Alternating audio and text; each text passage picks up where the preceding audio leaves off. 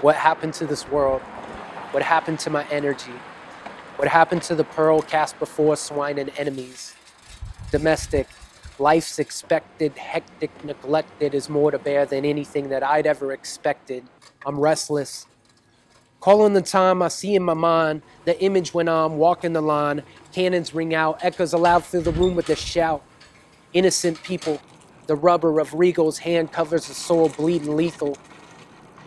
We ain't free when our state of being isn't chained. I will be that missing link so the completion of your game will never end. Just like the war on terror, cause it's all pretend. We live in an era when it's just for dividends. Dibba-dabbling in every type of sin. But it's justified with lies and covered up without lament.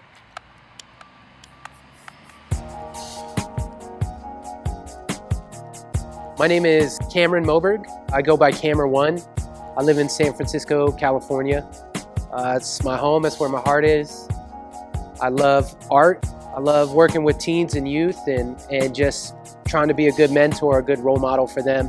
I've been drawing for a pretty long time. I remember being really young in elementary school and just trying to draw different toys I had in my room, whether it be like graphics on my skateboard or model cars. I even remember sitting in front of my great-grandma and just trying to draw her and draw every wrinkle and line on her forehead. My brother Josh had been drawing graffiti letters and he showed me a graffiti magazine and it was just a whole lot different. The colors were so much more real than anything I'd seen and so much more vibrant. And I knew that that's what I wanted to do.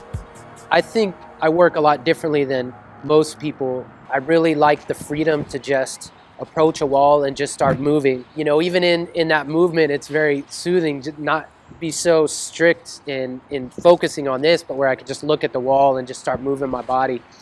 I don't do an entire fill-in and then an outline. You know, oftentimes I'll do an outline and start filling in, or I'll fill in some colors, then do an outline and then fade back in. So it's really like a molding process. And I like to just focus on an area and shape it, almost like working with clay. Anything that I could create that might stir something up inside of somebody is a good thing to me. I have this huge wall out on the street for people to view. I don't want people to just walk by it and just have it be another piece of art that's on a wall. I hope that somebody will walk by my mural and it might provoke something in them, you know, in their soul, in their heart, in their mind. It might trigger something inside of them to remember that there's creation beyond what man has created, you know, and there's something bigger than us. I hope that I could do that with every piece of art that I create.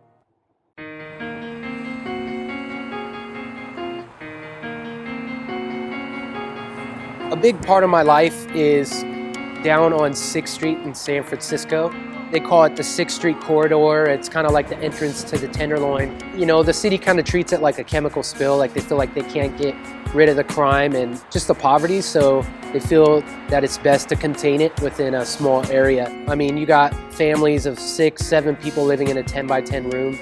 Right down the street we have women and young girls who are caught in sex trafficking. You could come around the corner on any given day and see someone with a heroin needle hanging out their arm. Or I've had to help people get dressed on the sidewalk in just a crazy night.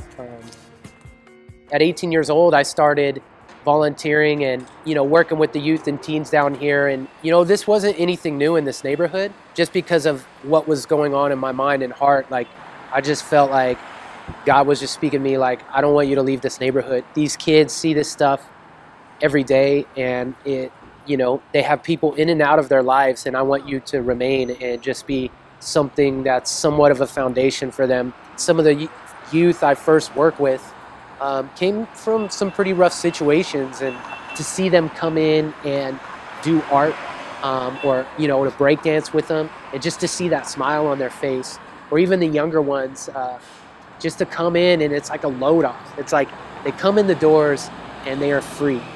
And so I've been here ever since, and I've even moved into the neighborhood, and I love it. You know, God has done so much through it.